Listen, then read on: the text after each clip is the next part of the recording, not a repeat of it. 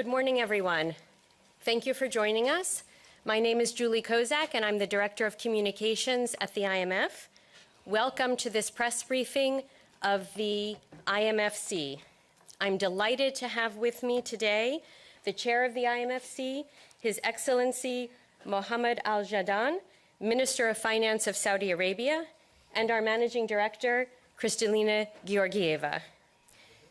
They will share with you a few key takeaways from the IMFC meeting that just concluded, and then we will have time for your questions. Your Excellency. Thank you. Is it okay? Is it working? Yeah. Thank you very much, and thank you all for being here. The IMFC role is to advise and report on the supervision and management of the international monetary and financial system. This includes responses to events that may disrupt the system. Of course, the world and the IMF itself have faced multiple global disruptions over the last few years. Prospects are improving, which is very positive. But numerous challenges remain, and we need to be vigilant and ready to address them. I want to report on a few successes out of this meeting today. And before that, I would like just to say that one of the successes is having Kristalina renewed for a second term. Thank you for having me.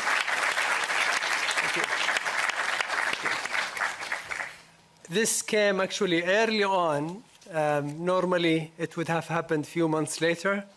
But this is really a testament that the membership overwhelmingly supports the second term, appreciates what she did over the last 4 plus almost 5 years. And we are delighted, and the membership have been overwhelmingly delighted to see her serve and agree to serve a second term.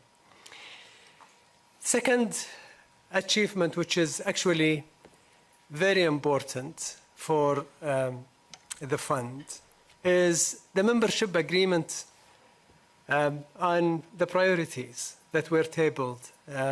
And this is very, very important to make sure that the way forward, we are all collectively working in cooperative manner to deal with the challenges that we face.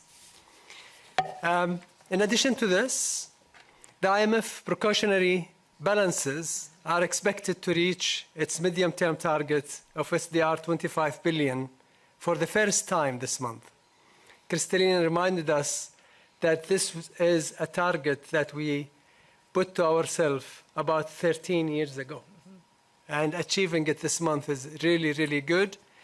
It basically provides a very good buffer for PIF to be able to use its financial powers to support the membership and deal with shocks. So I'm really glad that finally we achieved that target.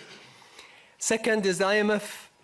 The membership have agreed on the IMF way forward supporting the debt restructuring under the G20 Common Framework Agreement. This is another testament that really the IMF and the IMFC members are caring about low-income countries. They care about those who face difficulties and shocks and want to make sure that we are prepared and ready to support them, including through the G20 Common Framework. Third, on the quota increase that we have agreed in last October, members are underway to finalize their domestic approvals and committed to conclude this by November this year. So I'm glad that that will be behind us. That will make IMF better prepared to support its membership. I think the last thing I wanted to say is IMFC would succeed with cooperation. And what I have seen as a new chair is a serious effort by all members, no exceptions, to make sure that the IMF is supported by its members, by its shareholders, and making sure that this is a platform where we discuss what matters for the world. So thank you very much.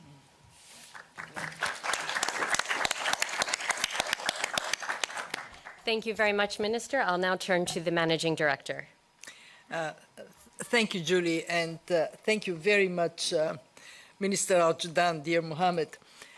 I would like to express my gratitude that you have accepted to serve as a chair in a difficult time for the world. And I have been impressed by how seriously you take your duty to reach out to members to understand where they converge and where they may diverge and how we can help bring that unity. I want to share with the journalists here that this is a chair who also holds the functioning of the IMF tight. We had 4 meetings under his chairmanship. They all ended on the dot on time, so thank you for that. Let me move towards what the meetings have, this particular meeting has been about. What we want is a world where growth is stronger, living standards are higher, and low-income countries are not falling behind, and a world that is more resilient to the shocks that will continue to come. And our spring meetings focused on what exactly the IMF can be empowered to do for this world. I am very pleased with the progress we have achieved in key areas. First, as we heard from the Minister, we agreed on policy priorities. In addition to the need to finish the job on inflation, we agreed on the critical importance of rebuilding fiscal policy buffers, reviving medium-term growth prospects, and renewing our commitment to supporting our membership.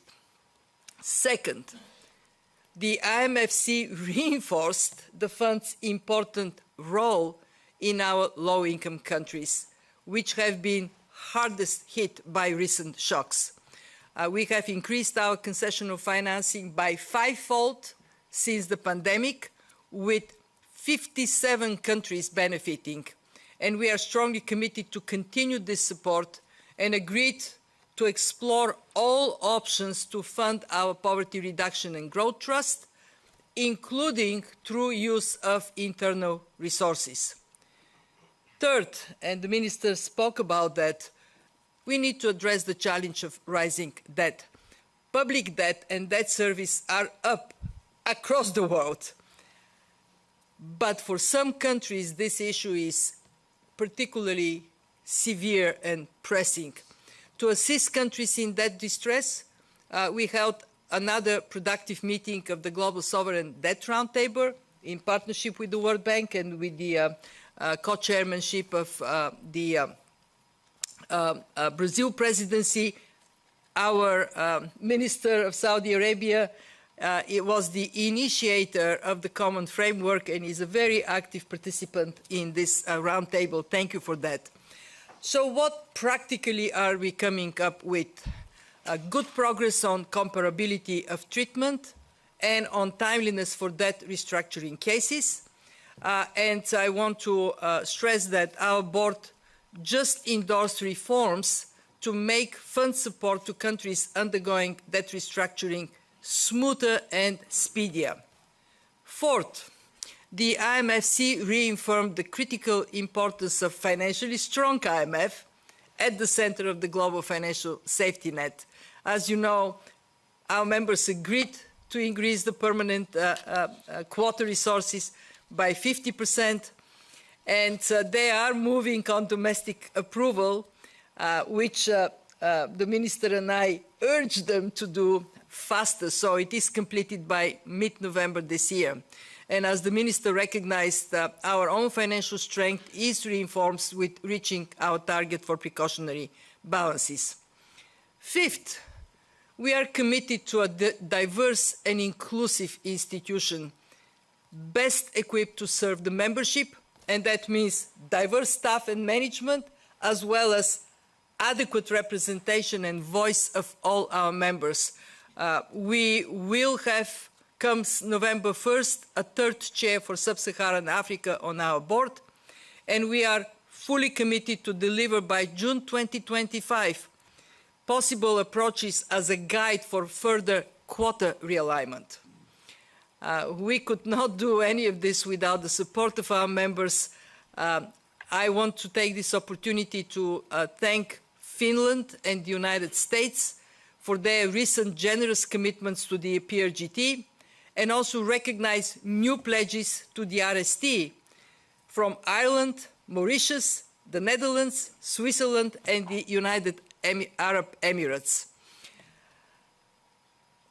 Much work to follow on, but I came, like the Minister said, I came out of the meeting really impressed by the ability of the membership to come together. And I'm sure that we will build on today's momentum because the world needs that. Thank you.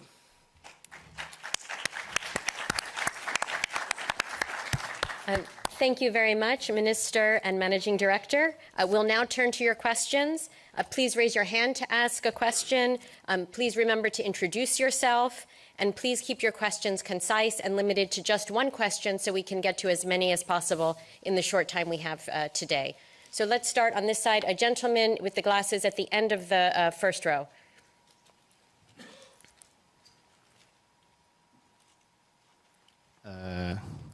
Good morning. I would like to ask in Arabic.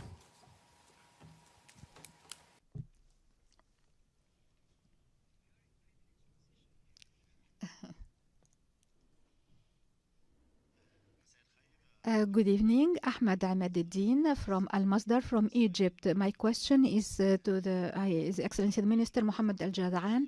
Two parts in light of the geopolitical events in the Middle East, and in light the Red Sea also events, and in light of the reduction of growth rates in different countries of the world and the increase of inflation. What is your point of view in terms of the global economy in the coming period? And the second part of the question is about, through your being the chair of the IMFC at the beginning of this year, what are the main priorities for the IMFC in the coming period? And on the other hand, what are the main challenges facing us? Thank you.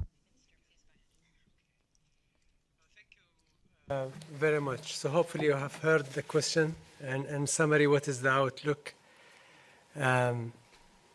globally, and the priorities for the new chairman of the IMFC.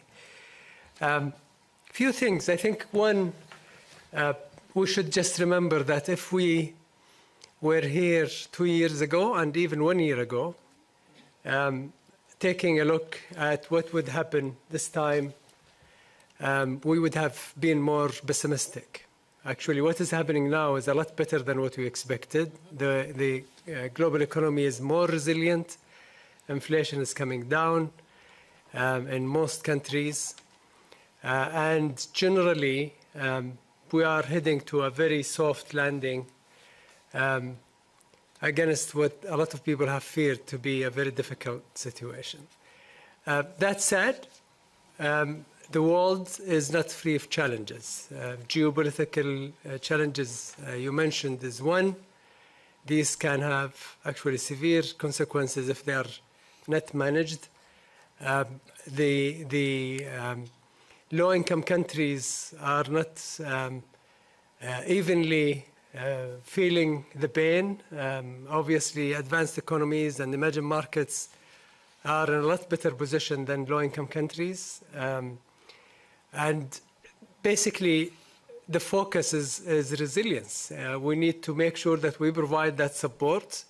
The IMFC members will continue to look for ways to provide our low-income countries members with the support that is needed. In relation to priorities, I mean, I don't have priorities as a chair. It is the IMFC that decides priorities. I try to steer the discussion and work with members to make sure that we come up with what collectively we think the priorities are. But initially, in the short term, I think finalizing the quota is the key. Making sure that BRGT sustainability is concluded is another key. Looking at what should we do now that we have reached certain of our targets in terms of the access limits, surcharges, is another priority. But in the longer term, I think streamlining the work of the IMFC, focusing on strategies and leaving the details to management, and obviously led by the managing director, I think that is key. Make sure that the IMFC, as the highest, almost the highest governing body, focuses on strategies and look at potential risks and give recommendations to management. Very good. Let's go to this side of the room. Woman right in the front in the tan blazer, right here. Hi, good morning.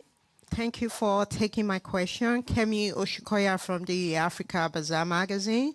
My question is on Africa.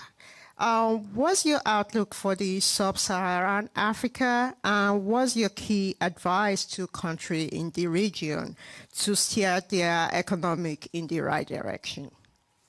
Managing Director, I'll ask you to take that question, please. Thank you. With the global outlook turning more positive, we also see prospects for Africa improving. In sub-Saharan Africa, last year growth was 3.4%. For this year, we project 3.8%. For next year, 4%. Inflation, like in the rest of the world, is going down. It peaked at almost 10%. Now it is around 6% and continuing to slip down, to go downwards.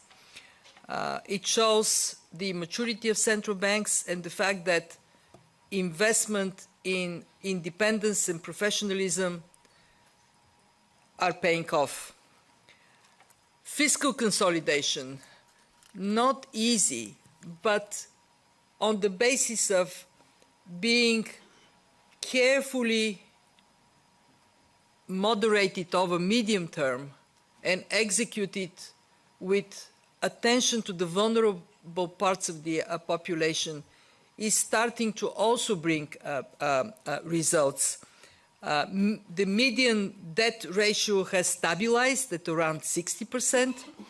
And this is really welcome news, because after 10 years of going up, we are finally seeing that stabilizing and going, in some countries, going down.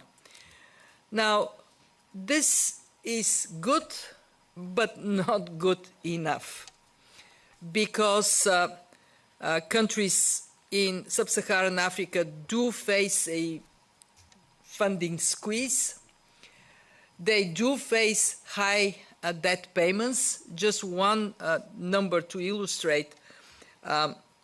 The debt payments on average, debt service payments on average, 12% of revenues on average. They were, this is more than double, they were around 5% a decade ago.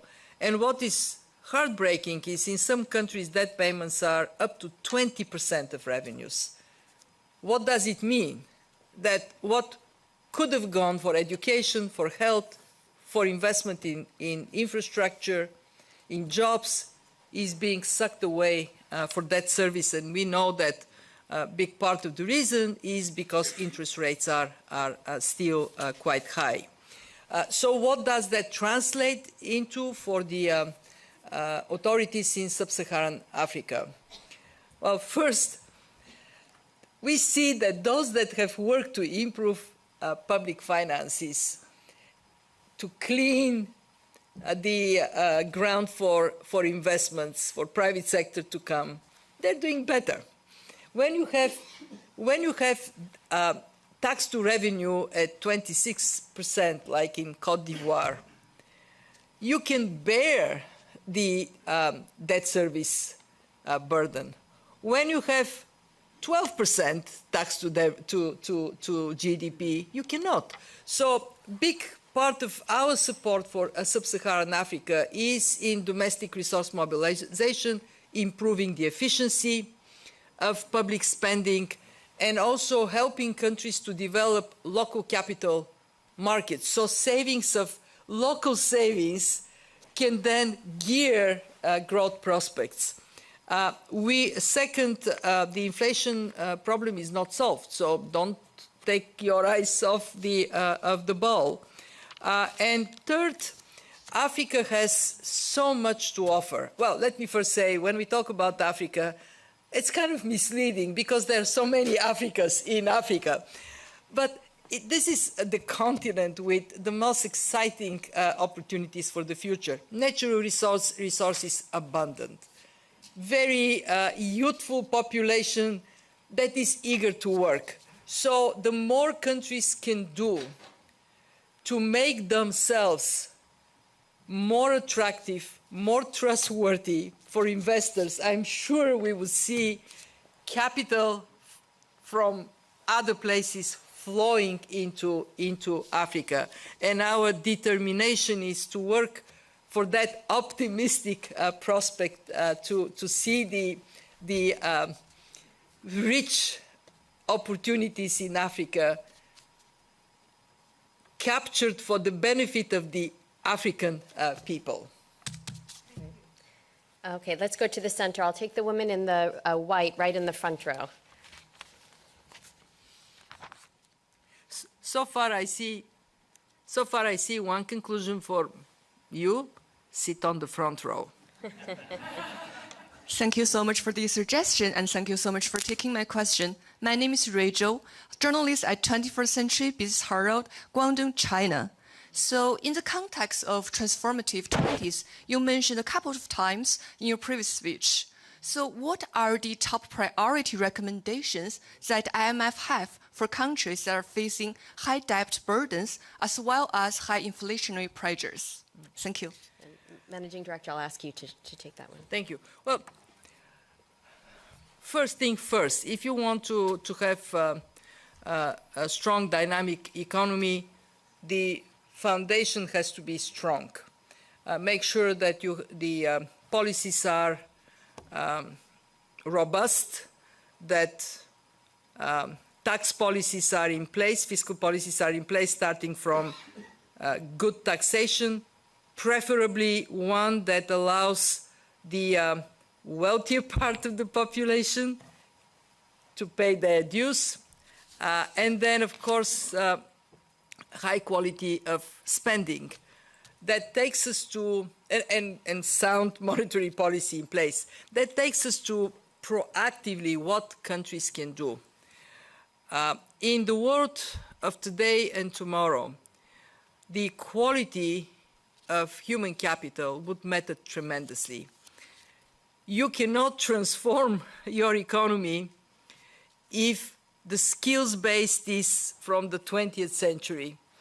And I think the issue here is not just to have schools, but to get people to learn how to learn over their lifetime. Agility in social support. If there is a need to shift from one place to another, there has to be that space and support to do it. I often talk about social safety ropes, not, or my colleagues say use the word ladder, because rope may be this. So let's say ladders, social safety ladders, that you help people to help themselves. What does it mean? Access to financing, access to credit, ability to support the functioning of the economy, and that takes me in the next critical part, accessible digital infrastructure. And this, in today's and tomorrow's economies, is going to be paramount. And then comes the green transition. It matters not only because if we don't deal with the climate risks, we are cooked. But it matters because it offers tremendous opportunities for new sources of growth. And the last piece of this transformative puzzle is fairness in society. One thing that we know from analysis is that high inequality holds growth down. When you have lower inequality in society, then you have better chances for the economy to function in the higher end. And of course, there are things like natural resources. Saudi Arabia has plenty. But if you don't have human capital, conditions for investment, and the prerequisites for dynamism for the new economy, the digital, the green economy, then it is hard to transform. I want to say something. I'm sorry, Julie, she's going to give me a hard time afterwards because I'm dragging my answer here. But I want to say the following. I lived through a major structural transformation when the former Eastern Bloc moved from century planned to market economies. Very impressive because it unleashed the potential of entrepreneurship and productivity to grow. Today, my country is 8 times better off than it was in 1990, 8 times increase of income per capita. But there were things that we didn't do right. Inequality in my country increased. It is now the most unequal country in the European Union. And desperation pushed many of the Bulgarian people to leave the country. Our population shrank. Bulgaria is now #1 in shrinking in the whole world. So lessons from our experience, transformation that lifts up incomes but diminishes your potential to grow, erodes your human capital, erodes the trust in society, cannot be fully successful. So thank you for your patience. Certainly. We have time for one more question. I'm going to go to the back. So gentleman with the burgundy tie, 5th or 6th row. Thank you. Enda Curran from Bloomberg News. Given the news on Iran and Israel last night, how will this impact energy markets and how will these geopolitical shocks impact world trade going forward? Thank you. Minister. Okay. I will be very brief. First of all, obviously it is very unfortunate to see geopolitical tensions rising, and the members recognize, and you will see it from the statement that was issued earlier, recognize that geopolitical tensions have negative consequences on the world economy, no doubt. We also heard today from the managing director of the World Trade Organizations that while generally there is a negative impact from fragmentation resulting from geopolitics, there are also some beneficiaries, and a lot of emerging markets are actually benefiting, which is good, from the diversification of the supply chain. However, we need to be careful, and I think there is a general agreement among members that we can only resolve global issues through cooperation and through a fora like the IMFC and the IMF that will provide the platform for a proper, constructive discussion to deal with these challenges. Thank you very much. Thank you very much. This will bring to conclusion this press conference. Thank you so very much for joining us. As usual, the transcript will be made available later today on imf.org. And please reach out to my team at Media Relations with any additional questions that you have. And we wish you all a wonderful weekend. Thank you again so much for joining us. Thank you.